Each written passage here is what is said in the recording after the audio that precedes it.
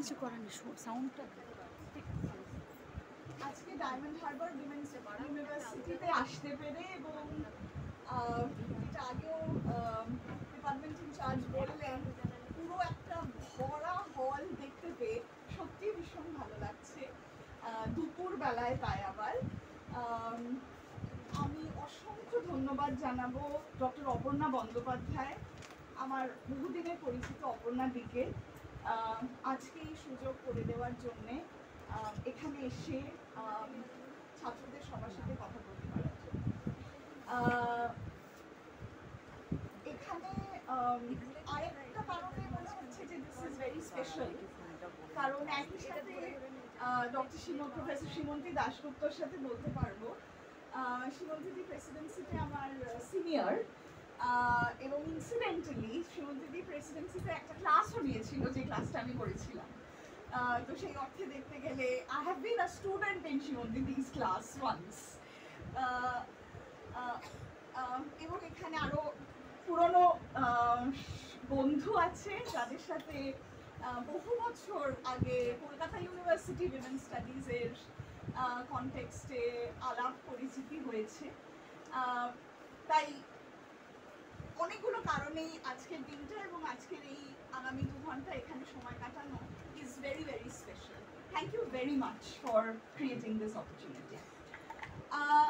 আজকে যে বিষয়টা নিয়ে আলোচনা করব সেই বিষয়টাই আমার পিএইচডি বিষয় থেকেছে, কিন্তু over the period of time সেই বিষয়টা নিয়ে আরো ভাবনা বেড়েছে, কিছুটা পড়ানোও হয়েছে, তাই হয়তো সেই পড়ানোর কথাটাও বলবো, তবে সেটা শেষের দিকে। মূলত যেভাবে এটাকে টাইটেল করেছি সেইভাবেই এগোনোর ইচ্ছা আছে, women's autobiographies method of knowing the social world. তো আমি মূলত একটা মেথডোলজির পার্সপেক্টিভ থেকেই আলোচনাটা করব। আমি নিজে সমাজতত্ত্বতেই লেখাপড়া করেছি, আমার সমস্ত ডিগ্রি সমাজতত্ত্বে, এবং কোথাও একটা সমাজতত্ত্বের ভিতরে বা সোশিয়োলজি বা ব্রডলি সোশ্যাল সায়েন্স পড়তে গিয়ে আত্মজীবনীর উপযোগিতা কি এবং কিভাবে আমরা আত্মজীবনীমূলক কাজকে ব্যবহার করতে পারি সেটা নিয়েই আজকে আলোচনা করব। এবং সেই আলোচনাটা করব নিজে যে পিএইচডিটা করেছি সেই আত্মজীবনীগুলো নিয়ে। তো সেই আত্মজীবনীগুলো বেসিক্যালি এক্সাম্পলস, সেই আত্মজীবনীগুলোকে আপনারা সাবস্টিটিউট করে দিতে পারেন অন্য আত্মজীবনী দিয়ে, কিন্তু আমার মেথডটা এক থাকবে। তাই মেথড নিয়ে যে কথাগুলো বলবো সেগুলো মোর ইউনিভার্সাল কথা, স্পেসিফিক আলোচনাটা আমি যে বিষয় আত্মজীবনীগুলো নিয়েছি সেই নিয়ে বলবো। না, এই পেন্টিংটা সম্পর্কে একটু বলার আছে। এটা আমার খুব প্রিয় এবং আমি এটা খুব ব্যবহারও করি। তার একটা বড় কারণ এই যে এতজন মহিলা একসাথে জোট বেঁধে বেশ একটা ইন্টিমেট ভাবে বসে আছেন, এবং ভেরি ইন্টারেস্টিংলি পেইন্টিংটা টাইটেল দ্য ব্রাইডস টয়লেট, এবং এটার সাথে মানে ডেফিনেটলি বিবাহের একটা সম্পর্ক আছে, কিন্তু আবার নেইও হয়তো। মানে if you take away the title from it, যদি ব্রাইডস টয়লেটটা উঠিয়ে দিই তাহলে এটা জাস্ট একটা অনেকগুলো মেয়ে একসাথে একটা স্পেস বা একসাথে গল্প করতে পারছে, সেটা ইটসেলফই আমার মনে হয় একটা খুব দুষ্কর জিনিস, খুব সহজে পাওয়া যায় না। সেই স্পেসেই কিন্তু অবশ্য আজকে আমরা আছি, এবং সেই জায়গাটা থেকে অমৃতা শেরগিলের একটা 1917-এর পেন্টিং, এবং কোথাও একটা আমার নিজের মনে হয় যে through this in some ways methodologically হয়তো আমি যা বলতে চাইবো সেটার একটা কমিউনিকেশন আসে, সেই জন্যে এই পেন্টিংটা দিয়ে আমি ইউজ করি। শুধু আজকের লেকচারের জন্য নয়, আমি অনেক সময় এই পেন্টিংটা ইউজ করেছি। আমি শুরু করব বেসিক্যালি আত্মজীবনী নিয়ে সোশিয়োলজিতে কি ধরনের লেখা আছে সেইটা একটুখানি ট্রেস করতে চাইবো। এই জন্যই ট্রেস করতে চাইবো, তার কারণ হচ্ছে আমি যখন আত্মজীবনী নিয়ে নিজে কাজ করি বা কাজ করা শুরু করি, 2002-তে আমি রেজিস্ট্রেশন হয় আমার কলকাতা ইউনিভার্সিটির পিএইচডিতে, এবং তারপরে যখন সিনপসিস ডিফেন্স যখন ফেস করি, খুব সহজে এটা মেনে নিতে পারছিলেন না বোধহয় সমাজতাত্ত্বিক প্রফেসররা যে আত্মজীবনী কেন সোশিওলজিতে ব্যবহার করা হবে। তো আমার কাছে এইটা ইটসেলফই একটা প্রশ্ন, যেটা আমি চাইবো আপনারা সবাই করুন, স্পেশালি যারা রিসার্চ স্কলার তো নিশ্চয়ই, কিন্তু যারা এমএও পড়ছেন, পরে রিসার্চ করবেন বা বিএও পড়ছে, কি বিষয় নিচ্ছি এবং সেই বিষয়টা সেই ডিসিপ্লিনের সাথে কতটা যুক্ত, এটা কিন্তু একটা বড় প্রশ্ন।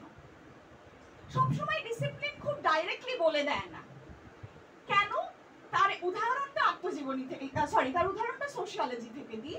সোশিওলজিতে মূলত দু ধরনের মেথড দিয়ে সোশিওলজি জানতে পারা যায়, মানে the world of the social.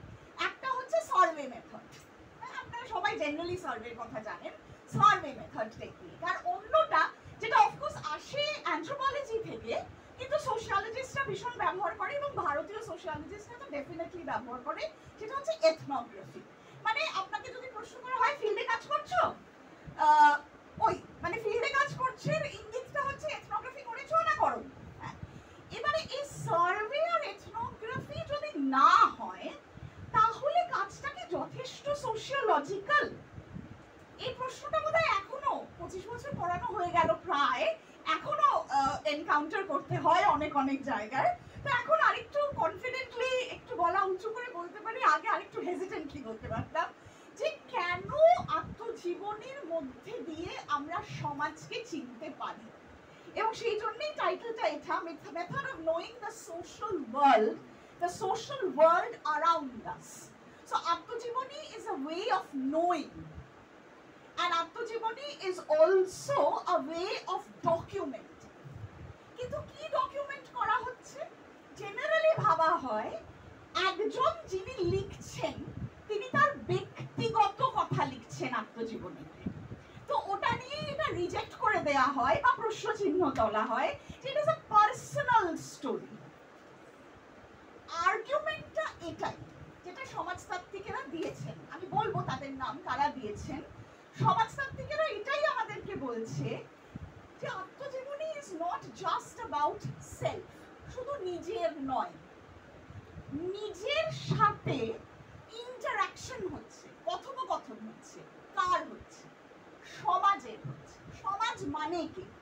সমাজ মানে পরিবার, সমাজ মানে অন্যান্য সিগনিফিক্যান্ট আদার্স, আমার বাবা মা হতে পারে, আমার ভাই বোন হতে পারে, আমার স্বামী সন্তান হতে পারে, আমার বন্ধু হতে পারে, আমার পাড়া প্রতিবেশী হতে পারে,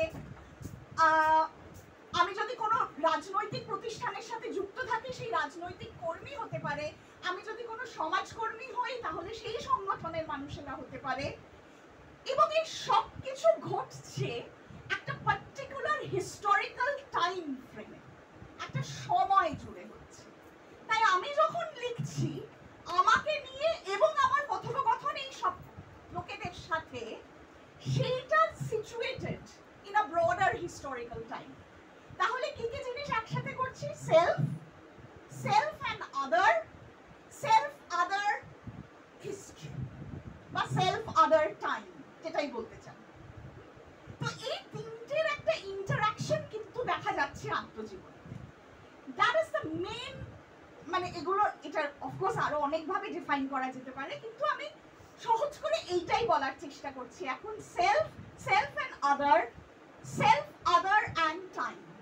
তাই আত্মজীবনী কোথাও একটা সোশ্যাল হিস্ট্রি দেখায়। আমি যখন আমার আত্মজীবনী যেগুলো নিয়ে কথা মানে পড়াশোনা করেছি সেটাই যখন আসবো সেই লিস্টে, তখন বলবো সেই সোশ্যাল হিস্ট্রি টাইম পিরিয়ডটা কি, কিন্তু একটা সোশ্যাল হিস্ট্রি দেখায়। আরেকটা কথা যেটা বলতে চাইবো এই জায়গাটাতেই, সেটা হচ্ছে আমরা বলছি যে আত্মজীবনী মানে নিজের সেলফটা তো একটা খুব বড় জায়গা, কিন্তু একটা ইম্পর্টেন্ট প্রশ্ন যেটা রেজ করা দরকার সেটা হচ্ছে কোন সেলফটা? কোন সেলফ মানে যে সেলফটা লিখছে সেই সেলফটা, নাকি যে সেলফটাকে মনে করা হচ্ছে সেই সেলফ? অর্থাৎ আমি আজকে লিখছি, কিন্তু আমি লিখছি যখন আমি স্কুলে সেই সময়কার কথা। সেই স্কুলে পড়ার আমি আর এখনকার আমি কি এক? তাহলে যদি না হই, তাহলে কোথাও একটা এই সেলফের মধ্যেই একটা আদারও আছে। So there is an other in the self and the self in connection to the other. তো আমি বলার চেষ্টা করছি একটা আদার হচ্ছে অ্যাকচুয়ালি বাইরে, আর আরেকটা আদার হচ্ছে অ্যাকচুয়ালি ইন্টারনাল।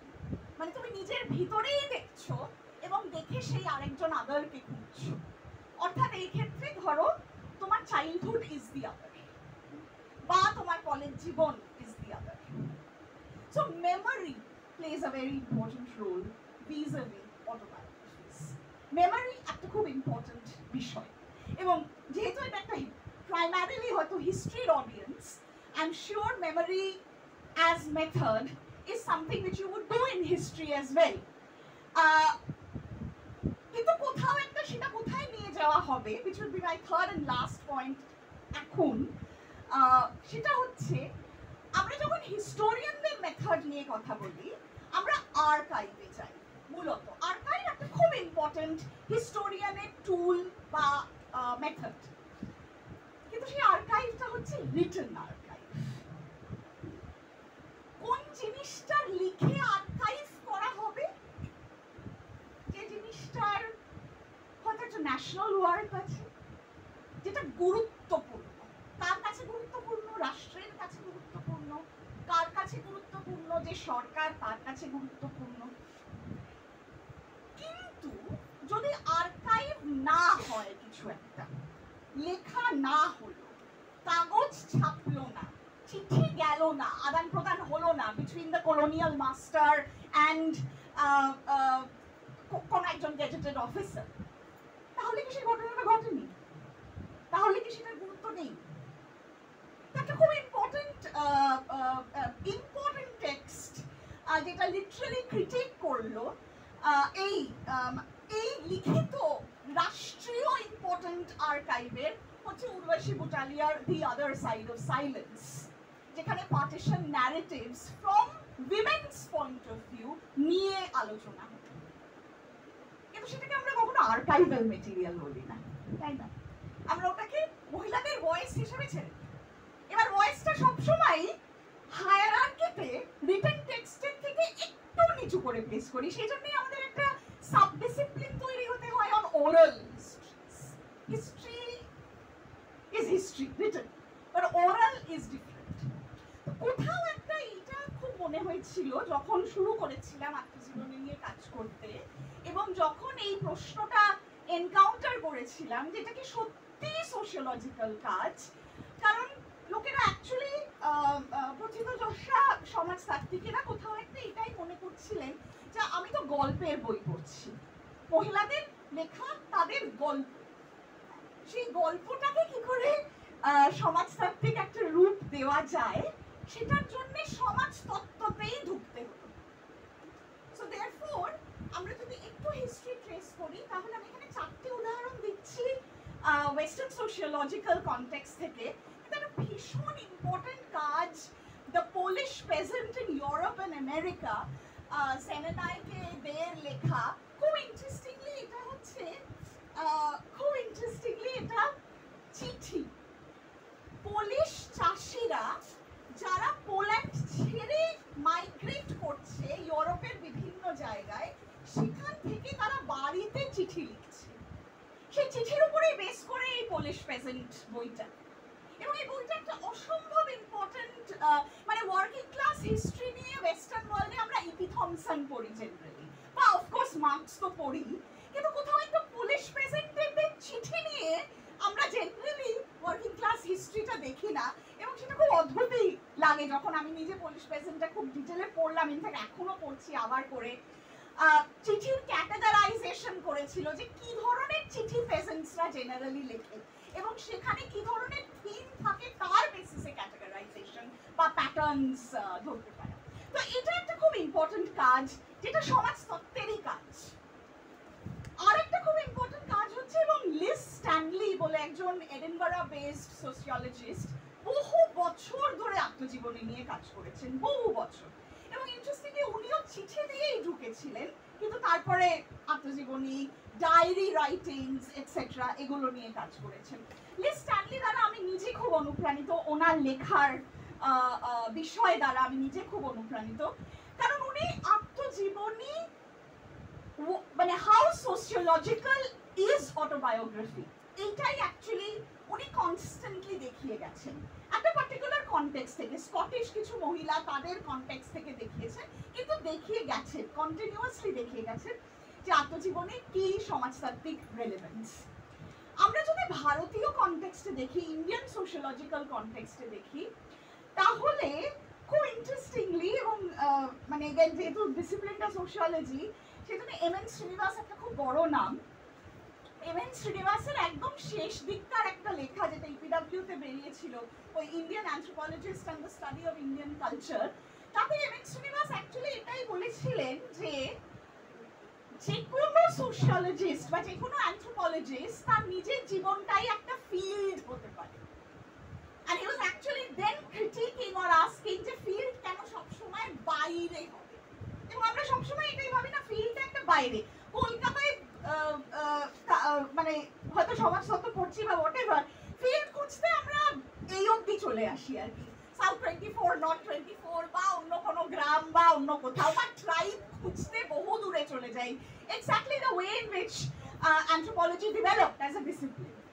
কোথাও একটা যেন মনে হয় যে আমাদের চারপাশের জায়গাটা কিছুতেই ফিল্ড হতে পারে না, যা ঘটছে, যা other, the other is always out there, অনেক দূরে, এবং আদার সবসময় একটা সার্টেন ভাবে মার্জিনালাইজ, অ্যাজ ইফ আমাদের চারপাশে মার্জিনালাইজেশন নেই, বা চারপাশে আদার নেই, বা আমরা নিজেই নিজেদের আদার নই। এগুলো একটাও না, আদারটা সবসময় বাইরে, আউটসাইড, দূরে, it is in a distance, খুব অন্যরকম। মানে ট্রেডিশনাল কনভেনশনাল অ্যানথ্রোপোলজিতে দেখতে গেলে কোট আনকোট প্রিমিটিভ, এই সব কিছু যুক্ত, আমাদের ভাষা বলে না, অন্য ভাষা বলে। So you know it is all of this very interestingly.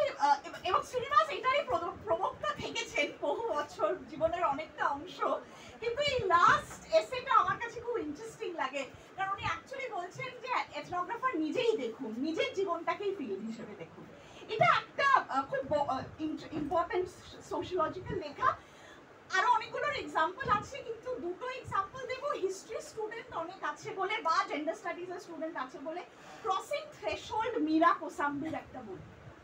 মানে যারা উইমেন আর হিস্ট্রি, জেন্ডার আর হিস্ট্রি নিয়ে কাজ করছেন, this is a must book to read, Meera কোসাম্বির ক্রসিং থ্রেশহোল্ডস। কারণ মীরা কোসাম্বি মারাঠি মহিলাদের, মারাঠি আপার কাস্ট মহিলাদের লেখার দ্বারা সোশ্যাল রিফর্ম মুভমেন্ট মহারাষ্ট্রতে যা হয়েছিল, সেটা চাইল্ড ম্যারেজ নিয়ে প্রশ্ন, মানে অ্যান্টি চাইল্ড ম্যারেজ, কনসেন্ট নিয়ে ডিবেট, বৈধব্য নিয়ে আলোচনা, এই সব কিছু মীরা কোসাম্বি ক্রসিং থ্রেশহোল্ডসে করেছেন, এবং করেছেন থ্রু উইমেন্স রাইটিংস। শুধু আত্মজীবনী না, উইমেন্স রাইটিংস দিয়ে করেছেন। আর অন্য যেটার মানে সোশিওলজি জেন্ডার স্টাডিজ থেকে এক্সাম্পল দেবো, সেটা হচ্ছে শর্মিলা রেগের রাইটিং কাস্ট, রাইটিং জেন্ডার, যেখানে উনি দলিত মহিলাদের আত্মজীবনী, যেগুলো লিখিত আত্মজীবনী, সেই আত্মজীবনীর মাধ্যমে এগেন মহারাষ্ট্রের কনটেক্সটে ফুলে আম্বেদকরাইট একটা লার্জার পলিটিক্যাল মুভমেন্টের মধ্যে এই অটোবায়োগ্রাফিগুলোকে প্লেস করছেন। একটা খুব ইম্পর্টেন্ট টার্ম কয়েন করছেন, অটোবায়োগ্রাফি শব্দটা ব্যবহার করছেন না, বলছেন এই লেখনীগুলো টেস্টিমোনিয়ালস। টেস্টিমোনিয়াল আমরা কোথায় দিই জেনারেলি? কোথায় টেস্টিমনি চাওয়া হয়? কোর্টে। এক্স্যাক্টলি, কোর্ট রুমে আমরা টেস্টিমনি চাই। টেস্টিমনি দিয়ে বা ডিপোজ করে কোর্ট রুম থেকে আমরা কি এক্সপেক্ট করি? কি হোক আমরা এক্সপেক্ট করি? বিচার আর একটু জাস্টিস, হ্যাঁ, so that we get our rights, we get justice. Testimony is the basis যেখান থেকে আমরা জাস্টিসের দিকে যেতে পারি ইন কোর্টরুম। শর্মিলা রেগে অ্যাকচুয়ালি বলছেন এই দলিত মহিলাদের আত্মজীবনীগুলোকে টেস্টিমোনিয়ালস হিসেবে দেখা দরকার, বিকজ এই টেস্টিমোনিয়াল গুলোর মধ্যে দিয়ে তাদের হিউমিলিয়েশন যেমন তারা লিখছেন, তেমনি তারা অ্যাকচুয়ালি বলছেন যে কোন দিকে, কোন জাস্ট সমাজের দিকে আমাদের যাওয়া দরকার, যেটা নেই।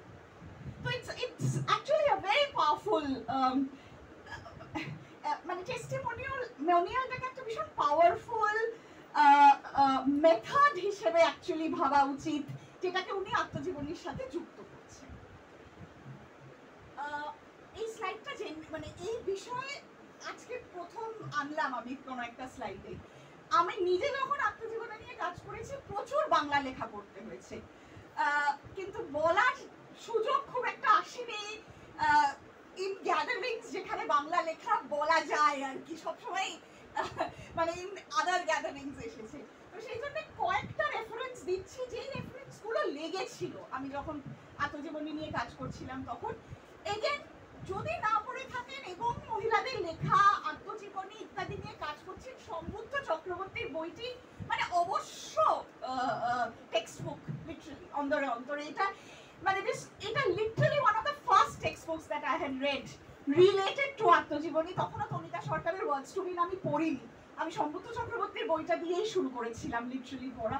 অসম্ভব ভালো 19 শতকের বাঙালি মহিলাদের বিষয় একটা ভীষণ ঠোস হিস্টোরিক্যাল ওয়ার্ক বলেই আমি নিজে অন্তত মনে করি।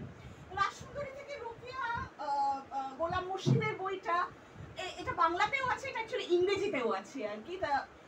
এগেন এই বইটা ভীষণ ইম্পর্টেন্ট, একটা বড় স্প্যান কভার করছে। থোরবড়ি খাড়া বা খাড়াবড়ি থোর বা কল্যাণী দত্তর অন্যান্য অনেক বই আমি পরের দিকে পিঞ্জরে বসিয়ার রেফারেন্সও দিয়েছি। তো জেনারেলি কল্যাণী দত্তর বোধহয় পড়াটা একটা প্রয়োজনীয়তা আছে বাংলার বিষয়ে, আত্মজীবনী মহিলাদের রাইটিং নিয়ে যদি পড়া হয়। পরের দিকে রুশতী সেনের বইও পড়ার দরকার আছে। প্রচ্ছন্নের আখ্যান ইজ অ্যাকচুয়ালি ভেরি ইম্পর্টেন্ট, কিন্তু রুশতী সেনও একইভাবে লিখছেন over a period of time. এই বইটা খুব ভালো বেরিয়েছিল ভারতী রায়ের বামাবোধিনী পত্রিকায় মহিলাদের লেখা নিয়ে।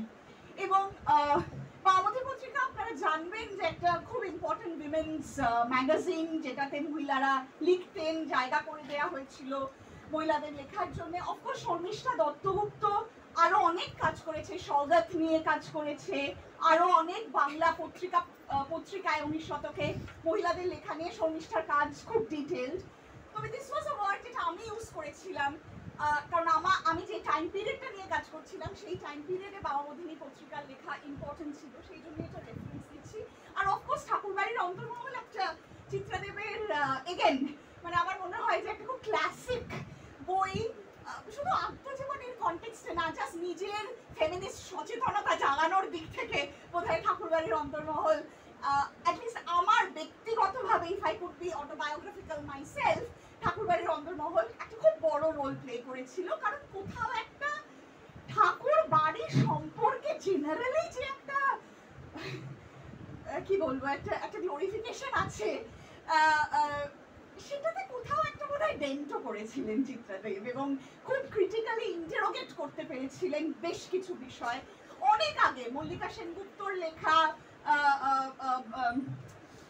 কবির বৌঠানের অনেক আগে ঠাকুরবাড়ির অন্দরমহল লেখা। তাই ঠাকুরবাড়ির অন্দরমহল মহিলাদের জীবন within this arguably the first family in Bengal is a very good interrogative text. তো হয়তো আমি এটাই বলার চেষ্টা করছি যে বিষয় কাজ করছেন সেই বিষয়ে ভাষাটা, ভার্নাকুলার ভাষাটা যা হবে সেই ভাষাটা দেখার প্রয়োজন ফর সেকেন্ডারি লিটারেচার। আমার মূল বক্তব্য এই স্লাইডটা এটাই। আমি এই বইগুলো নিয়েছি, কিন্তু আমার বক্তব্য হচ্ছে যে ভাষাতেই কাজ করছেন, বাংলায় করছেন, উর্দুতে করছেন, মারাঠিতে করছেন, অন্য কোনো ভাষায় করছেন, ভার্নাকুলার টেক্সট কি আছে অ্যাবাউট দ্যাট টাইম, সেই টাইম পিরিয়ডটায়, সেটা দেখাটা রিসার্চার হিসেবে কিন্তু আমাদের খুব জরুরি। কারণ নয়তো আমরা ভীষণ রিস্ট্রিকটিভ হয়ে যাই ইংরেজি ভাষায় টেক্সট দেখতে।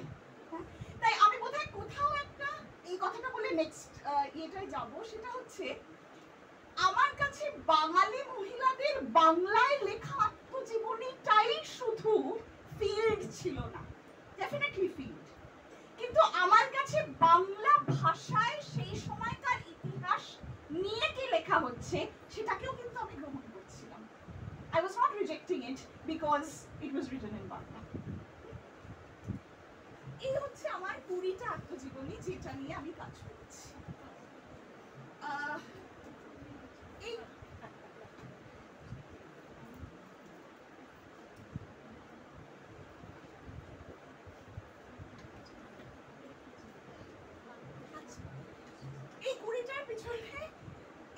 পিছনে অনেকগুলো কারণ আছে। আমি দুটো তিনটে কারণ বলি কারণ এতটা সময় হবে না আর কি, হবে না, অলরেডি 1:25 বাজে আমি দেখতে পাচ্ছি। প্রথম কারণ, আচ্ছা এই একটা স্লাইড দেখাই, আরেকটা স্লাইড দেখিয়ে নিই, তারপর দুটো একসাথে বলবো। এটা সেকেন্ড, যেটাতে আমি একটা সোশ্যাল প্রোফাইলিং করেছি। মহিলাদের নাম, তাদের father's occupation, husband's occupation, nature of education, rural urban একটা কম্পোজিশন, আর রিলিজনের একটা কম্পোজিশন। এটা একটা স্লাইড ছিল। আর এই প্রিভিয়াস স্লাইডটা age of marriage, children, widowhood, কতদিন জন্মে থেকেছেন, age of writing the autobiography actually খুব ইম্পর্টেন্ট। সেটা লিটারালি একটা সমাজতাত্ত্বিক আর্গুমেন্ট আছে আমার। এবারে এই 20 জন, রাসসুন্দরী দেবী জন্মেছেন 1805 সালে, আর মণিকুন্তলা সেন জন্মেছেন 1905 সালে। এই ছিল আমার 100 বছর in terms of age of birth. ঠিক আছে, এটা একটা প্রথম কারণ, এই 20 জন। এবং এই 20 জন নিচ্ছি 1805 এ একজন জন্মাচ্ছেন, লাস্ট জন 1905 এ জন্মাচ্ছেন। ঠিক আছে, যিনি 1805 সালে জন্মাচ্ছেন, রাসসুন্দরী ইজ, আপনারা দেখছেন ইয়ার্স অফ সার্ভাইভাল হচ্ছে 91 years. So she is passing away towards the latter half of the 19th century. তাই তো 19 শতকের শেষের দিকে উনি মারা যাচ্ছেন। আর মণিকুন্তলা সেন, যিনি 1905 সালে জন্মাচ্ছেন, she is living through the 20th century. তো কোথাও একটা এই দুটোর ইন্টারপ্লে এসেছে। হ্যাঁ, সো দিস ওয়াজ, এটা তাই একটু বোধহয় অসুবিধা হয় যদি এটাকে আমি রেস্ট্রিক্ট করে দিই 19 শতকের মহিলাদের আত্মজীবনী বলে। না, তার একটা অ্যাকচুয়ালি বড় কারণ হচ্ছে 19 শতকের মহিলাদের আত্মজীবনী নিয়ে কাজ আছে, পার্থ চ্যাটার্জির কাজ আছে, মালবিকা কার্লেকারের কাজ আছে, ভালো কাজ আছে, এবং সেগুলো আমি সবকটা রেফার করেছিলাম যখন পড়ছিলাম। কিন্তু আমার নিজের মনে হয় যে আমার কাছে এই ল্যাটার বিটস, যেটা যারা অ্যাকচুয়ালি 20th সেঞ্চুরিতে থাকছেন এবং তাদের সেই সময়কার কথা লিখছেন, সেটা equally interesting if not more, কারণ সেটা ঠিক মহিলাদের চোখ দিয়ে দেখা, ইতিহাসে স্থান পাওয়া, সেটা রেয়ারিটি। আজকাল নিশ্চয়ই অনেক বেশি হচ্ছে, কিন্তু ওই যখন বিটুইন 2002 আর 2007 এই কাজটা করছিলাম, তখন বোধহয় অতটা হচ্ছিল না। সেই জন্য এটা বোধ 19 এবং 20 শতকের মহিলাদের যারা আত্মজীবনী লিখেছেন, এটা 1 নম্বর আমার সোশিওলজিক্যাল আর্গুমেন্ট। 2 নম্বর আর্গুমেন্ট এটা যে আমি শুধু ফার্স্ট পারসন ন্যারেটিভস দেখেছি, আমি চিঠি দেখিনি। ঠিক আছে, আমি ডায়েরি দেখিনি, আত্মজীবনী মূলক লেখা দেখিনি। সেজন্য একটা বড় গ্যাপ এই 20টার মধ্যে, দুটো বড় গ্যাপ অ্যাকচুয়ালি এই 20টার মধ্যে। একটা হচ্ছে বেগম রোকেয়া, যিনি আত্মজীবনী লেখেননি, সেই জন্য আমি বেগম রোকেয়াকে ইনক্লুড করিনি। এবং পরের দিকে আশাপূর্ণা দেবী, একজন বড় গ্যাপ। এবং আমাকে অনেক অ্যাটলিস্ট শুরুতে যখন কলকাতাতেই যেহেতু কাজ করতাম, তখন অনেকেই বলছে প্রথম প্রতিশ্রুতি ছাড়া কি করে এই কাজটা হবে আর কি, বা প্রথম প্রতিশ্রুতি, বকুল কথা, আর ওই তিনটে। And I just had to say যে আমি করছি না, আমি জাস্ট মেথোডোলজিক্যালি খুব কনজারভেটিভ থেকেছি, খুব। এবারে এটা নেসেসারিলি ঠিক না ভুল সেই ডিবেটটাই যাব না, যে এই মেথোডোলজিক্যাল কনজারভেটিজমটা থাকা উচিত নাকি আমরা চিঠিও একটু দেখব, এই সময়কার সিনেমাও একটু দেখব, এই সময়কার মেয়েদের কবিতাও একটু দেখব, ট্রাভেল রাইটিংস আরেকটা জায়গা ছিল। বেশ কয়েকজন মহিলা, হরিপ্রভা তাকেদা বলে একজন মহিলার জাপান যাত্রার একটা ট্রাভেল রাইটিং আছে, অনেকগুলো, তাই না? তো এবারে কোথাও একটা অনেক কিছু ছিল যেগুলো মহিলাদের লেখা, কিন্তু অ্যাজ আ রিসার্চার কোথাও একটা তো নিজেকে বাউন্ডারি ড্র করতে হয়। তো আমার বাউন্ডারিটা এটাই ছিল, যেগুলো সবকটাই ফার্স্ট পারসন ন্যারেটিভ, অর্থাৎ আত্মজীবনীমূলক নয়, এবং এগুলো সবকটা পাবলিশড। একটাও এখানে বই নেই যেগুলো আনপাবলিশড, এগুলো সবকটা পাবলিশড। এবার কে পাবলিশ করছে হচ্ছে তার নেচারটা খুব আলাদা, সেটাই যাব না এখন বা আজকে। আর ফাইনালি আরেকটা এক্সক্লুশন ছিল, সেই এক্সক্লুশনটা হচ্ছে রবীন্দ্রনাথকে নিয়ে লিখছে মহিলা, তাদেরকে আমি বাদ দিচ্ছি। আছে কিন্তু ইটস আ ফুল জনরা, এবং সেটা আত্মজীবনীই লেখা, তারা জায়গা পায়। মনে হয়েছিল অনেকটা জায়গা খেয়ে নেবে, সরি, তাই তারা বাইরে আছে। তো এই বলতে পারেন না, আরেকটা I think that is another one, যেটা যে খুব কনসিয়াসলি হয়েছে তা না, কিন্তু মানে হাইন্ডসাইডে মনে হয় যে সেটার একটা রোল আছে। মোটামুটি প্রত্যেকটা আত্মজীবনীতেই জন্ম থেকে বৈধব্য কভার হয়েছে, একজন বাদ দিয়ে। সায়েদা মানোয়ারা খাতুন, মানোয়ারা খাতুনের আত্মজীবনী ওনার বিবাহতে শেষ হয়ে যায়। আমার যদি সরলা দেবী চৌধুরানীও কিন্তু বিয়ের পরে খুব যে জীবনে ঝরা পাতাতে খুব বেশি আছে তা না, বাট তবুও মানে সরলা দেবী চৌধুরানী যেহেতু একটা পলিটিক্যাল লাইফ থেকেছে, তাই জীবনে ঝরা পাতাতে সেটার একটা রেফারেন্স আছে, কিন্তু মানোয়ারা খাতুনের জাস্ট এন্ডস দেয়ার। কিন্তু কোথাও একটা আছে, মানে I am just trying to say যে একটা বড় জার্নি কভার্ড হচ্ছে আর কি। এবং আমরা যদি এজ অফ রাইটিং অটোবায়োগ্রাফিটা দেখি, তাহলে যেটা ইন্টারেস্টিংলি আসে সেটা এটাই যে বেশিরভাগ এই 20 জনের মধ্যে আত্মজীবনী লিখছেন তাদের স্বামী মারা যাওয়ার পর। এটা একটা ইম্পর্টেন্ট, আমার কাছে একটা ইম্পর্টেন্ট সোশিওলজিক্যাল ফ্যাক্ট। কিভাবে ইন্টারপ্রেট করবেন সেটা আমি আপনাদের উপরেই ছেড়ে দিচ্ছি। এই চারটা ইম্পর্টেন্ট ছিল আমার কাছে, এই কোথাও একটা সোশ্যাল প্রোফাইলটা দেখা, বিবিধতা দেখা এইটার মধ্যে। কিন্তু জেনারেলি আত্মজীবনীগুলোর মধ্যে দিয়ে আমি খুঁজছিলাম কি কি বিষয় রিপিটেডলি আসছে, এই 20 জনের মধ্যে কি কি বিষয় নিয়ে তারা রিপিটেডলি লিখছেন। মানে আমরা যারা সোশিয়োলজি পড়েছি তারা মানে if you go in a very মানে কি বলবো ফাংশনালিস্ট ওয়ে, প্যাটার্ন ভেরিয়েবলস বলে কিছু একটা পড়তাম না। তো আমি ঠিক pattern variables not in the Parsonian sense খুঁজছিলাম, কিন্তু প্যাটার্নস খুঁজছিলাম যে কি নিয়ে লিখছেই। এবং যখন পিএইচডি করছিলাম, সাইলেন্স একটা জায়গা ছিল, আজকে সেটা নিয়ে খুব বলবো না আমি, কি নিয়ে লিখছে না বা একেবারেই লিখতে পারে না, সেটার একটা জায়গা ভাবার চেষ্টা করেছি।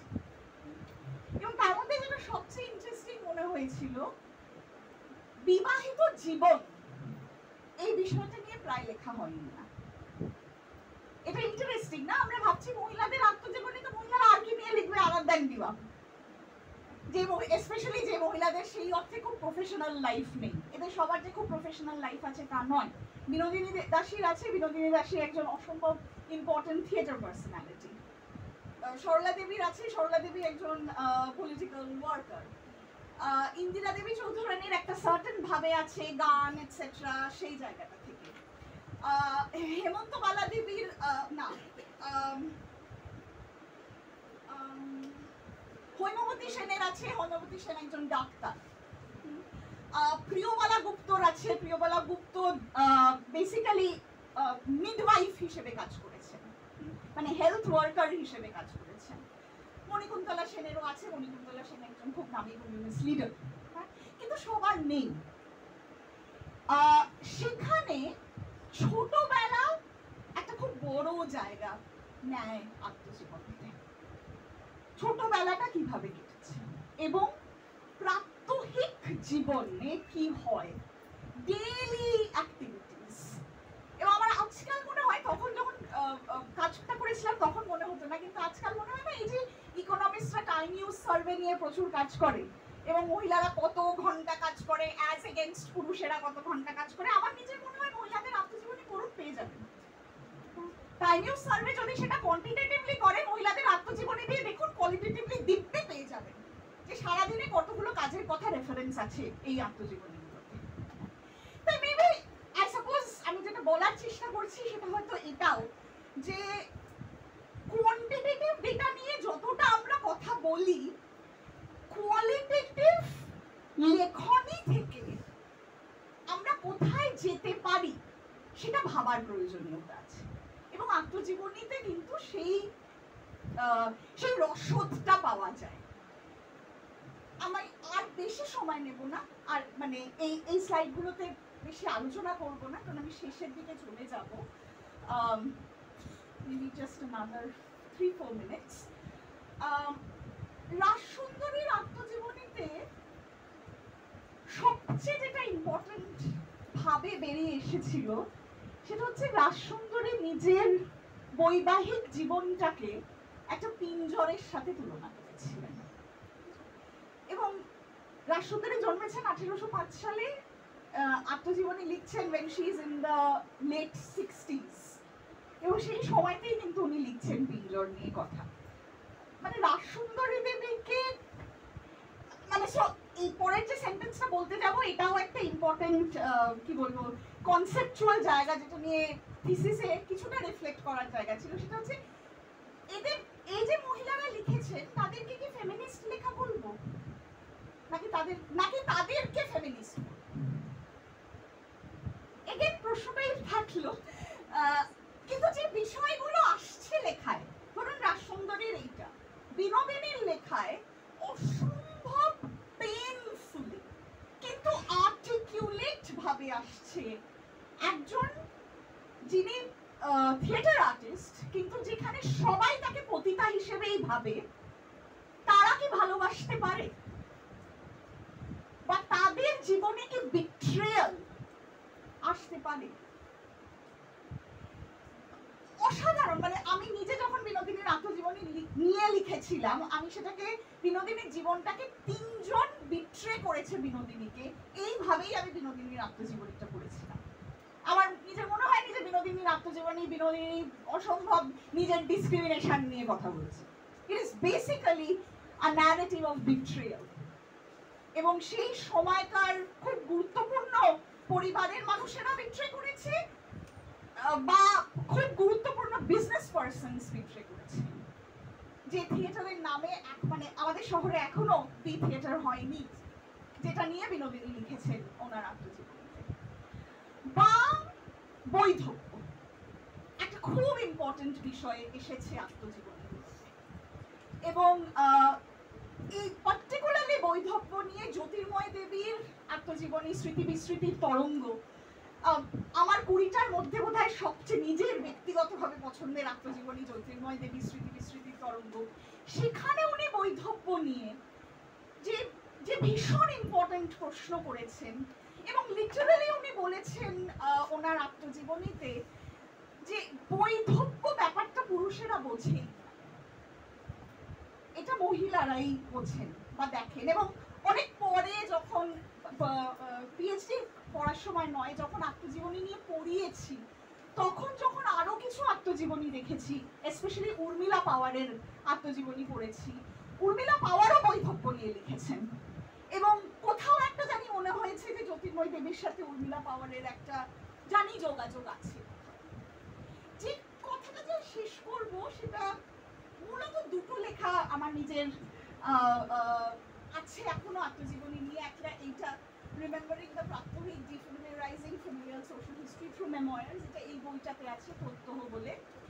আর অন্যটা reading the social and autobiographies, a glimpse into everyday life and history knowing the social world, professor N জয়রামের এডিটেড একটা বই। এই দুটো বইতে আমি আত্মজীবনী নিয়ে লিখেছি। এই লেখাটায় আত্মজীবনীগুলোতে পরিবার নিয়ে কি কথা হয়েছে সেটা আলোচনা করেছি। অর্থাৎ পরিবার নিয়ে কথা বলা মানে ডেফিনেটলি বিবাহ, বাট বিবাহের আগে এবং বিবাহের পরে, এবং চিলড্রেন, প্রোক্রিয়েশন এবং চিলড্রেন, এই দুটো কিন্তু খুব ইম্পর্টেন্ট থিম, যেটা বারবার এসেছে অন্তত এই 20 জন মহিলা যাদের আত্মজীবনী আমি পড়েছি, যারা তাদের বিবাহ পরবর্তী জীবন নিয়েও লিখেছে। আর এই লেখাটায় আমি মূলত আমার মনে হয় যে আমি আজকে যা আলোচনা করলাম গত 40 মিনিট ধরে, এই লেখাটায় আমি মূলত এটাই ধরার চেষ্টা করেছি যে আত্মজীবনী কেন একটা মেথড, কেন একটা method of learning about the social world, but very importantly, আত্মজীবনীতে প্রাত্যহিক নিয়ে লেখা হচ্ছে, কিন্তু আত্মজীবনী আবার একই সাথে ঐতিহাসিক লেখাও। তো এই যে প্রাত্যহিক এবং ইতিহাস একসাথে আসছে, সেটা আত্মজীবনীতে আমরা দেখতে পাচ্ছি। একটা লাস্ট কথা যেটা বলবো সেটা এটাই, পার্থ চ্যাটার্জির যে nationalist resolution of the women's কোয়েশ্চেনে উনি লিখেছেন আত্মজীবনী নিয়ে, সেখানে কোথাও একটা এই আলোচনাটা হয়েছে যে পুরুষেরা যখন আত্মজীবনী লেখে তখন সেটা আত্মচরিত,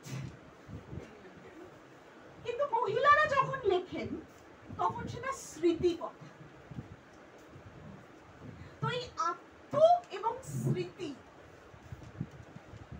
এই দুটোর পার্থক্যগুলো কি, পুরুষেরা কেন আত্মকথা লেখে আর মহিলারা স্মৃতিকথা কিভাবে লেখে, এবং সেই স্মৃতির জোরে আমরা কি ইতিহাস দেখতে পাই, হয়তো এই পিএইচডির কাজটা সেটাই করার চেষ্টা করছি। অসংখ্য ধন্যবাদ সবাইকে।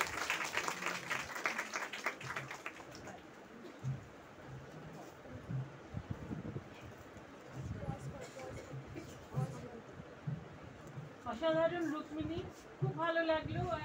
আর তোমার যে বিষয় সেই বিষয়